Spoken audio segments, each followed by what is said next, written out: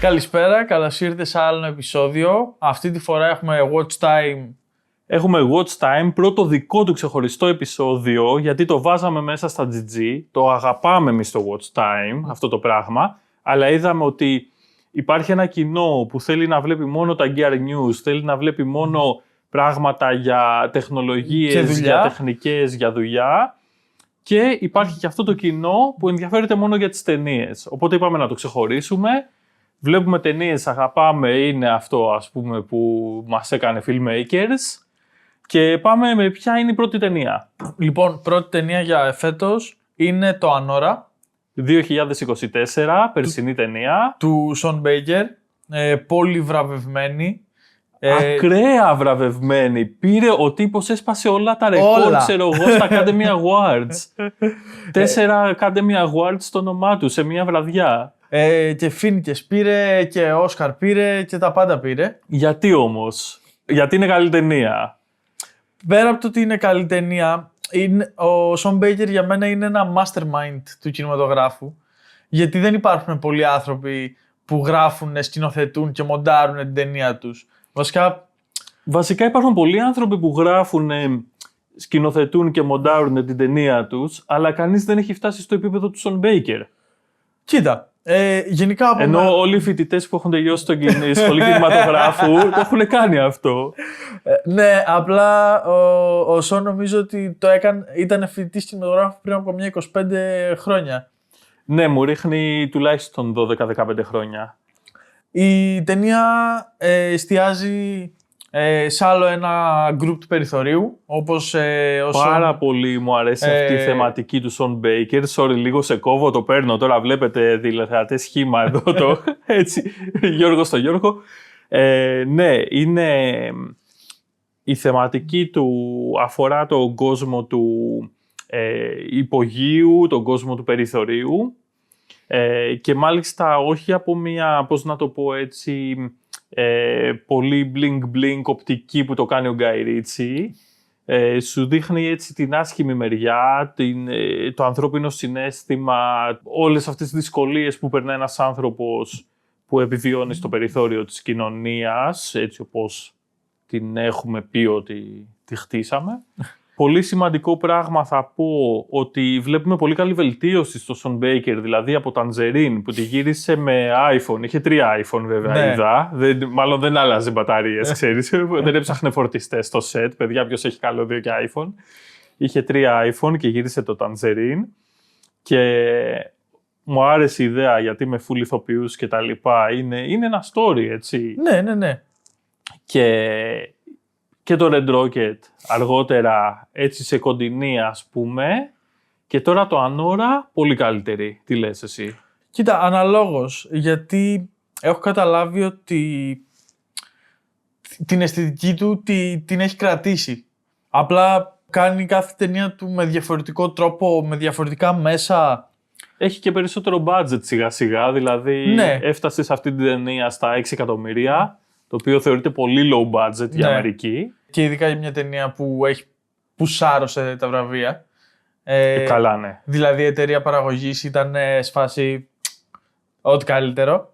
Αυτό που με εξέπληξε στην ταινία είναι ότι ξεκίνησε σαν μια ρομαντική κομμεντή. Υπέκρυπταν όμως αυτά τα στοιχεία που θα πει σε λίγο. Ναι, ο Σον τα έκρυψε πάρα πολύ καλά. Παρ' όλα αυτά στα μέσα της ταινίας, σε μια 28 λεπτή σκηνή, αλλάζουν όλα, γυρνάνε όλα ανάποδα. Οριακά το περίμενα. Και εγώ περίμενα ότι κάποια στιγμή θα γίνει, αλλά όχι με τέτοιο τρόπο. Δηλαδή, όταν μπαίνουν οι μπράβοι μέσα στο σπίτι, λέω, οκ, είναι πολύ soft μπράβοι, λογικά θα τους πούνε γεια σας, ελάτε να σας πάμε εκεί και το ένα και το άλλο. Και 5 λεπτά μετά είναι ο Ίγκορ και τη δένει με το καλώδιο από το τηλέφωνο. Και μέσα σε αυτά τα 28 λεπτά γυρνάμε σε κατάσταση thriller, παύλα ομηρίας, και από εκεί και μετά έχουμε μια κατηφόρα που βλέπουμε ότι όσο πάνε τα πράγματα για τους πρωταγωνιστές μας γίνονται όλο και χειρότερα. Μέχρι κάποια στιγμή που φτάνουν οι γονείς του Βάνια και εκείνο το βλέμμα που είδε όταν τον κοίταξε η μαμά του, φίλε, ήμουν σε φάση ok, κατάλαβα τώρα γιατί δρούσε έτσι καθ' όλη τη διάρκεια της υπόλοιπης ταινίας. Λάτρεψα τους χαρακτήρες του. Είναι πολύ, πώς να το πω, είναι πασιφανές ότι έχει κάνει πολύ καλή δουλειά με τους ηθοποιούς και οι χαρακτήρες είναι πολύ ζωντανοί. Και είναι και πολύ παίζει πολύ σε αυτοσχεδιασμός. Ναι. Ναι. Okay. Και στην 28 λεπτή σκηνή και στη σκηνή στο intro που μπαίνει μες στο μπαρ και ήταν, ξέρω εγώ, η κάμερα με ένα τηλεφακό που την ακολουθούσε κανένα μισάωρο από ό,τι είπε σε συνέντευξή της. Πολύ ωραίο και το πώς, δηλαδή βλέπεις αυτή τη σκηνή 28 λεπτά που λες μέσα στη βίλα και αυτή είναι μια πολύ καλή τεχνική για να πατήσεις και λίγο κάτω τα έξοδα της ταινίας, γιατί δεν είναι τόσο ρεαλιστικό, ειδικά σε μια low budget ταινία, να πεις «Ok, και τώρα οι χαρακτήρες μας πάνε στο Μεξικό και τώρα μιλάνε, ας πούμε, στη ζούγκλα στο Γκογκό και τώρα γίνεται αυτό». Ξέρεις, το βλέπεις αυτό σε ταινίες, θεωρώ, χαμηλής σεναριακής πλοκής, που δεν ξέρουν τι να δείξουν και απλά αλλάζουν τοποθεσίες και αλλάζουν τοποθεσίες. Εντάξει, άσε μας. Ο Σον πάντως με τα 6 εκατομμύρια του έκανε 8 μέρες γυρίσματα. Μόνο. Ναι. Πολύ σκληρό γύρισμα. 8-12 ώρα γυρίσματα. Το κρου ήταν γύρω στα 40 άτομα. Από την αρχή μέχρι το τέλος. Συμπεριλαμβανομένου της παραγωγού, η οποία είναι και η γυναίκα του. Πάμε τώρα στον ήχο, ο οποίος σε όλη την ταινία έχει στις χαρούμενες στιγμές μέχρι να φτάσουμε στο κορύφωμα που γυρνάει σε ταινία τρόμου. Όλες οι χαρούμενες στιγμές περιβάλλονται από μουσική, χαρούμενες μελωδίες. Παρ' όλα αυτά, όταν τα πράγματα ξανά σοβαρεύουν, και το sound design κάνει scale up, έχει πιο χαμηλούς τόνους, αλλά και η μουσική γίνεται πολύ πιο αργή και μας τραβάει σε αγωνία. Εγώ όμως έχω να πω κάτι άλλο για τη μουσική, ότι το sound design, πολύ ωραίο, το ότι καθότανε και άλλαζε κάθε ένα λεπτό, ξέρω εγώ, hip hop και trap, μουσικά κομμάτια έτσι, χωρίς λόγο, κάπου να βάλει κάτι γνωστά κομμάτια από 2000, οτιδήποτε, ήταν ένας κακός hip hop αχταρμάς. Δεν μου άρεσε δηλαδή καθόλου αυτό το στυλ μουσικής επένδυσης στην ταινία. Θα μπορούσε να έχει κάνει κάτι πολύ καλύτερο. Υποθέτω ότι το κάτι πολύ καλύτερο θα κόστιζε και ότι κάπου το budget έπρεπε να μείνει κάτω. Όπως και, εντάξει, δεν θα τη θεωρήσω την τέλεια ταινία. Δεν θα μπορούσε να μπει αυτή η ταινία καν στις 100 αγαπημένες μου ταινίες, αλλά είναι μια πολύ ενδιαφέρουσα ταινία, σίγουρα. Κοίτα, όσον αφορά για το hip-hop, trap, νομίζω ότι επέλεξα αυτού του είδους μουσική, γιατί πιστεύω από αυτή τη μουσική αντιπροσωπεύεται μία σύγχρονη stripper. Ναι, και γενικά το περιβάλλον της του Brooklyn. Θα μπορούσε να είχε ζητήσει να του γράψουν, ας πούμε, 10 fat beats και να αλλάζει αυτά τα fat beats χωρίς να ξέρουμε εμείς ποιο κομμάτι παίζει τώρα. Το ότι άφησε μέσα κομμάτια με στίχους, όλα αυτά, σαν μουσικές επιλογές, και αυτό το θεωρώ αρκετά, ας πούμε, νουμπάδικο κατά κάποιο τρόπο. Θα μπορούσε να έχει γίνει πολύ καλύτερα. Ελπίζω να δούμε στις επόμενες ταινίες του βελτίωση πάνω στο κομμάτι του ήχου τότε. Το Red Rocket, ας πούμε, η προηγούμενη του ταινία, που δεν γύρναγε θεματική γύρω από κάποιο στριπτιτζάδικο, οπότε δεν είχε κάποια, πώς να το πω, όχι βεβαιασμένη μουσική χώρου, αλλά κάποια μουσική η οποία έχει να κάνει τόσο πολύ με το χώρο. Ήταν πιο ωραία μουσικά. Αυτό σαν να κάτι προσπάθησε να κάνει και δεν βγήκε καλά, κάπως έτσι. Κάπου είπαν «OK, let's go with it, I guess». Δεν μπορώ να βρω κάποια άλλη εξήγηση σε αυτό, αλλά... Έχουμε μια κάπως σκληρή κριτική από τον Γιώργο για τη μουσική. Τώρα θέλω να μας πεις αν υπήρχε κάτι που σου έξαψε το ενδιαφέρον ή σε εξέπληξε στην ταινία? Λοιπόν, αυτό που πετυχαίνει ο Σον Μπέικερ πάρα πολύ καλά, και όταν λέω πολύ καλά, είπα ότι σκληρή κριτική για τη μουσική, τώρα θα πω αυτό το πολύ θετικό, ότι η εναλλαγή συναισθημάτων που σου προκαλεί και εκεί που δεν ξέρεις ακόμα λίγο τι συναίσθημα να νιώσεις και το ψάχνεις και εσύ μέσα σου, για μένα έφτασε σε επίπεδα νονού. Okay. Τόσο πολύ. Δηλαδή όπως ο νονός ξεκινάει και έχεις μία... δεν είσαι τώρα σίγουρος. Βλέπεις ένα σκοτεινό δωμάτιο, εκεί τι να νιώσω, ξέρω ότι είναι ο νονός, ξέρω ότι είναι ένας γκάνγκστερ, αλλά αρχίζει, σου δείχνει την ηθική πλευρά του νονού κτλ. Τώρα μην κάνουμε ανάλυση στον νονό, την ξέρετε ήδη. Οπότε εκεί πας να νιώσεις λίγο παράξενα, γιατί ξέρεις ότι είναι ένας αρχιμαφιόζος, κακός άνθρωπος που σίγουρα σκοτώνει κόσμο. Βλέπεις ότι έχει κάποιο κώδικα ηθικής, οπότε νιώθεις τώρα λίγο πιο μαλακά απέναντί του. Θεωρώ κάπως έτσι και στην ταινία, δηλαδή κάπου πάμε να συμπαθήσουμε την πρωταγωνίστρια, κάπου ίσως και να την αντιπαθούμε. Ναι, να γιατί βρίσκουμε... ξεπουλιέται και προσπαθεί να βγάλει περισσότερα λεφτά. Όχι, εντάξει, για μένα ήταν πιο πολύ για τη βία η αντίδρασή της, ξέρω εγώ, μετά στην 28 λεπτή σκηνή. Δεν ήταν και πολύ βίαιη σε σχέση με αυτό που γινόταν. Τι εννοείς, μωρέ, της ακούμπησε ο άλλος εκεί το χέρι και φώναζε με βιάζουν. Ναι, γιατί έβλεπε που πάει το πράγμα, ρε παιδί μου. Εντάξει, μπήκανε δύο τύποι. Μα δεν πήγαινε πουθενά. Μπήκανε δύο τύποι. Πιο καλούλιδες γκάνγκστερ που έχω δει στη ζωή μου. Δηλαδή μόνο με λουλούδια δεν ήρθανε. Ναι, αυτό ισχύει και μετά μπήκε μέσα ο μπαμπάς τους και έγινε έτσι πουτάνας.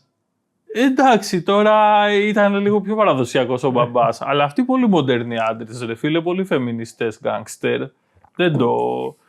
Δεν ξέρω. Δείτε την ταινία, γράψτε μας στα σχόλια, πείτε μας αν πιστεύετε ότι οι γκάνγκστερ ήταν πολύ κακοί γκάνγκστερ. Γιατί από ταινίες που έχω δει ήταν οι πιο καλούλιδες. Ωραία. Θέλω να μου πεις τώρα ποιος ήταν ο αγαπημένος σου ηθοποιός όσον αφορά το χαρακτήρα, αλλά και την ερμηνεία. Πάλι τώρα θα πετάξω μια σκληρή κριτική, ότι ένιωσα ότι κάποιοι χαρακτήρες είχαν δουλευτεί πολύ παραπάνω και κάποιοι χαρακτήρες πολύ λιγότερο μέσα στην ταινία. Δεν ξέρω τώρα αυτό, δηλαδή τώρα αυτό είναι μια αίσθηση, ας πούμε. Πρέπει να κάτσω να δω την ταινία πολλές φορές ή να την πάω μαζί με το σενάριό της για να δω εδώ αυτό. Το οποίο είναι και πολύ λογικό πάντα σε μια ταινία που δεν θα είναι όλα τέλεια. Έτσι. Δεν γίνεται, ρε φίλε. Ναι. Οπότε τώρα, αυτό εμένα με βοηθάει στο να σου απαντήσω την ερώτηση, γιατί ήδη μπορώ να βγάλω πολλούς χαρακτήρες έξω από αυτό. Δηλαδή, ας πούμε, για μένα και ο χαρακτήρας του Ιβάν, ενώ ήταν πολύ καλοπαιγμένος και τα λοιπά, δεν είχε πολύ βάθος σαν χαρακτήρα. Θα μου πεις και να μην ήθελε να είχε. Κοίτα, ναι, νομίζω ότι ο Ιβάν δεν ήταν ο πρωταγωνιστής. Όχι, η πρωταγωνίστρια ήταν ξεκάθαρα η Άννη. Ο Ιβάν είναι κάπου, δημιουργεί τα προβλήματα. Είναι που δίνει το έναυσμα για να γίνει η πρώτη και η δεύτερη κρίσιμη σκηνή. Δηλαδή, ναι, εξαρτάται η πρώτη και η δεύτερη κρίσιμη σκηνή από αντιδράσεις, από εναύσματα που δίνει ο Ιβάν ή αλλιώς Βάνια. Λοιπόν, εμένα μου άρεσε, βρήκα έτσι πολύ ωραίο χαρακτήρα τον Τόρος. Αυτή η αντίθεση που τον βλέπουμε στην αρχή με ράσα, στην βάπτιση κάποιου παιδιού, ξέρω εγώ, ενώ ακούμε για τον Τόρος, ήρθε πολύ ωραία. Ακούμε, είναι η γκάνγκστερ του Τόρος, είναι τα παιδιά, όχι, εσείς δεν δουλεύετε για μένα, δεν δουλεύετε για τον μπαμπά μου, δουλεύετε για τον Τόρος, που ο Τόρος δουλεύει για τον μπαμπά μου. Ξέρεις αυτό, πολύ φοβερή διάλογη. Εγώ γουστάρω μόνο τέτοιου είδους κομμωδία, πολύ, έτσι.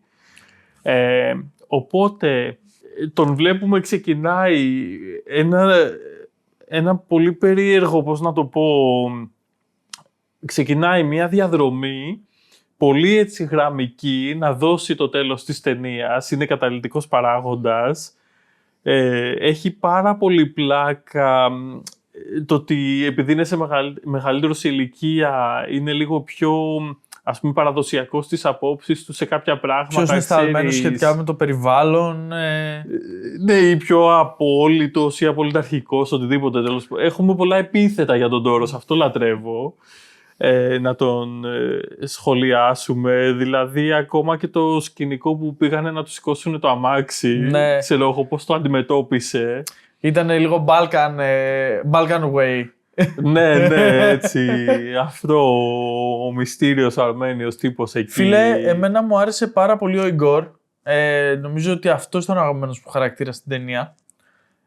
Γιατί είναι ναι μεν μπράβος του Τόρος, αλλά απ' την άλλη κρατιέται για να προκαλέσει όσο λιγότερη σύγχυση και άγχος και πόνο Σου έχω στην ερώτηση Άννη, πάνω στον Ιγκόρ. όσο γίνεται. Ότι κάποια στιγμή λέει στην Άννη ότι δεν είναι, πώς το είπε, ότι δεν είναι αυτός, ξέρω εγώ, τίποτα, ότι δεν είναι αυτός βαποράκι που πουλάει ναρκωτικά και τα λοιπά, ότι η γιαγιά του είναι. Οπότε σου έχω την εξής ερώτηση. Ναι. Εσύ το πίστεψες?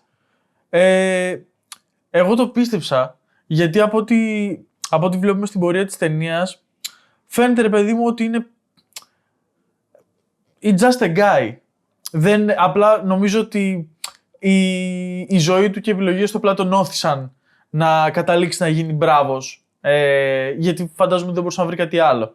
Γιατί Καλά, δεν έχει τόση σημασία λόγω του ότι είναι Αρμένοι, Ρώσοι κλπ. Ο Σον φαντάζομαι ήθελε να χτυπήσει λίγο το μεταναστευτικό κομμάτι.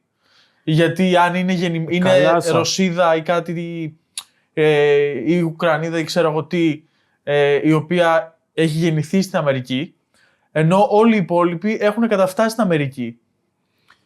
Κοίτα, σίγουρα όταν κάνεις μια ταινία για ανθρώπους που ανήκουν στο περιθώριο, θα έχεις και μεγάλο ποσοστό μεταναστών μέσα σε αυτό. Δηλαδή, σίγουρα το περιθώριο αποτελείται και από ανθρώπους οι οποίοι αναγκάστηκαν να αλλάξουν τοποθεσία, είτε εσωτερικά είτε εξωτερικά. Σίγουρα μετά την νέα εισβολή της Ρωσίας στην Ουκρανία πριν από 3 χρόνια, υπάρχει μια πολύ διαφορετική αντιμετώπιση, ειδικά στην Ευρώπη, ως προς τους Ρώσους, σε πολύ άσχημο βαθμό. Τουλάχιστον εν γέννη, έτσι, αυτή η εν γέννη αντιμετώπιση. Λες και φταίνε αυτοί δηλαδή, άμα είναι αυτός που κυβερνάει τη χώρα τους, ας πούμε. Ναι, όχι, δεν γίνεται. Του ήρθε να δώσει κάτι να πει στο στρατό, ξέρεις, να πάρει αυτή την απόφαση. Ο Σον είπε ότι στα γυρίσματα και πάρα πολύ κρού ήταν Ρώσοι, Ουκρανοί, Αρμένοι, αλλά και το cast μας που είναι Αρμένοι και Ρώσοι. Πολύ ωραίο casting, ναι, πολύ ταιριαστό για την ταινία. Δεν ξέρω πάρα πολλά facts για τους main ηθοποιούς. Ξέρω πάντως ότι ο Γιάννικ είναι Αρμένιος stand-upper. Ποιος είναι ο Γιάννικ? Ο Γιάννικ είναι ο μπράβος, ο άλλος. Όχι, ο Ιγκόρ, ναι.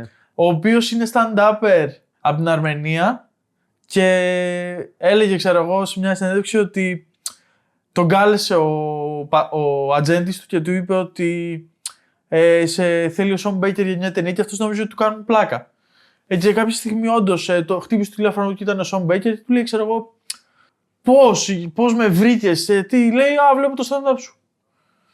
Οκ, Φίλε, να σου πω κάτι σημαντικό, δηλαδή, όταν κάποιος φτιάχνει μια ταινία, δηλαδή τώρα εδώ θα μπω λίγο σε mood GG, να σου πω την αλήθεια, δεν μπορώ να ξεφύγω από αυτό, ότι όταν γράφεις μια ταινία, όταν γράφεις ένα σενάριο, είναι πιο εύκολο να βασίσεις κάποιους χαρακτήρες σε ανθρώπους που ήδη ξέρεις, που βλέπεις ότι υπάρχουν εκεί γύρω και είναι έτοιμοι και λες, ναι, αυτός θα ήταν ακριβώς ο χαρακτήρας για την ταινία μου. Ναι, 100%. Αλλά ποια η πιθανότητα? Από το να χτίσεις ένα χαρακτήρα, τον οποίο εσύ τον έχεις φανταστεί με έναν τρόπο και οτιδήποτε. Κοίτα, όλα γίνονται με ατζέντιδες στην Αμερική. Δεν μου φαίνεται περίεργο. Απλά, τώρα ποια η πιθανότητα να κάνεις εσύ κάτι, ας πούμε, στην Ελλάδα και να έρθει ο άλλος, ξέρω εγώ, από τον Καναδά και να σου πει, θέλω εσένα για να παίξεις την ταινία μου. Εντάξει, λογικά θα έχει και stand-up, ας πούμε, στα αγγλικά ή θα κάνει international tours. Δεν μπορεί να τον... Εκτός αν μιλάει και ο Σον Μπέικερ ρωσικά, αρμένικα, οτιδήποτε. Όχι, είχε πει ότι δεν μιλούσα ούτε ρωσικά ούτε αρμένικα, οπότε ήταν πολύ δύσκολο να συνεννοηθώ και να ακούσω και να καταλάβω αυτά που λέγανε μεταξύ τους. Ναι, αν και δεν έχει τόσο σημασία, ξέρω εγώ. Δηλαδή, κάποια κολλήματα που υπάρχουν σε κάποιες παραγωγές, ότι όλοι να μιλάνε την ίδια γλώσσα. Παιδιά, δεν χρειάζεται αυτό καθόλου. Και ο Bruce Lee είναι από τους πρώτους διδάξαντες στο να κάνει ταινίες ανάμεσα σε Hong Kong και Αμερική, cruise, και τα δύο γινόταν χάος στα set τότε. Αλλά και τώρα, ναι, ωραίο, και νομίζω ότι έχεις και άλλο fun fact, πολύ δυνατό. Ένα άλλο πράγμα που διάβασα είναι ότι ο Ιγκόρ και ο Βάνια, οι δύο Ρώσοι του cast, μάθανε αγγλικά για την ταινία, που σημαίνει ότι πριν από αυτό δεν μιλούσαν μόνο ρώσικα. Τέλειο, και είναι πολύ γαμάτο για να κάνεις το αλλού, ας πούμε, να έχει μια πραγματική σπαστή προφορά. Πραγματικά. Ρώσοι μετανάστες. Ναι. Και είναι όντως μετανάστες στην Αμερική ή τους έφερε για την ταινία? Όχι, τους έφερε για την ταινία. Okay. Αλλά πρακτικά παίζαν τους μετανάστες και οι δύο. Ναι. Οπότε σε άλλο επίπεδο καθένας, ναι, βέβαια, αλλά οικονομικό. τους είπες, ξέρω εγώ, παιδιά, πρέπει να μάθετε αγγλικά για να πείτε, ξέρω εγώ, τις πέντε φράσεις. Δηλαδή, ας πούμε, ο Μπόρισοφ, ο Ιγκόρ, στις συνεντεύξεις που έδινε μετά τα βραβεία κλπ.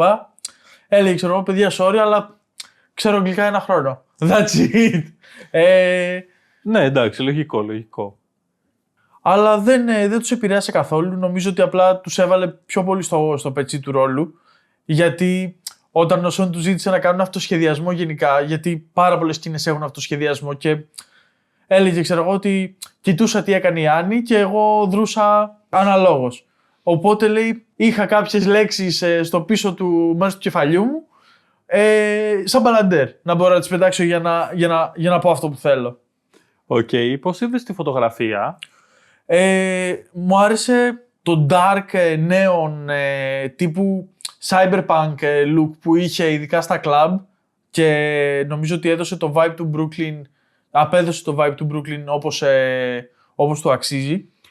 Και εμένα μου άρεσε αυτό για τη διεύθυνση φωτογραφίας μέσα στα club, ότι βλέπουμε όντως φωτισμό club, ενώ σε πολλές ταινίες βλέπαμε ένα φωτισμό το οποίο, ξέρω εγώ, αν έχεις πάει σε κάποιο κλαμπ, ξέρεις ότι δεν είναι έτσι τα κλαμπ, ας πούμε. Ο Σον είπε ότι στο κλαμπ μέσα οι θαμώνες είναι το crew και οι δεύτεροι ηθοποιοί.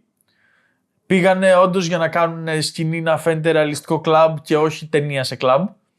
Και η υπόλοιπη φωτογραφία, ας πούμε, εξωτερικά γυρίσματα, μέσα στο σπίτι, αμάξι. Μου άρεσε πολύ η σεκάνς στο Vegas. Μου θύμισε πάρα πολύ Hangover.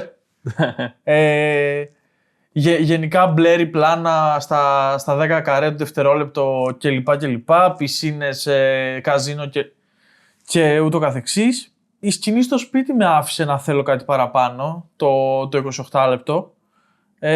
Τη θεώρησα πολύ φωτεινή καθ' όλη τη διάρκεια της, μέχρι τουλάχιστον εκεί πέρα που φεύγει ο Βάνια και μένει αυτή μόνη της. Και ήταν και λίγο αργή σκηνή, δηλαδή αυτό θα μπορούσε να έχει μικρύνει αρκετά. Κοίτα, δεν την ήθελα μικρότερη.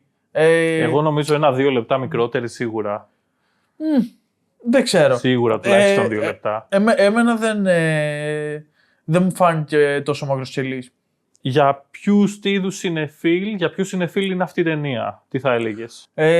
Είναι για αυτούς που τους αρέσουν οι ταινίες αργής καύσης. Ναι, συμφωνώ full.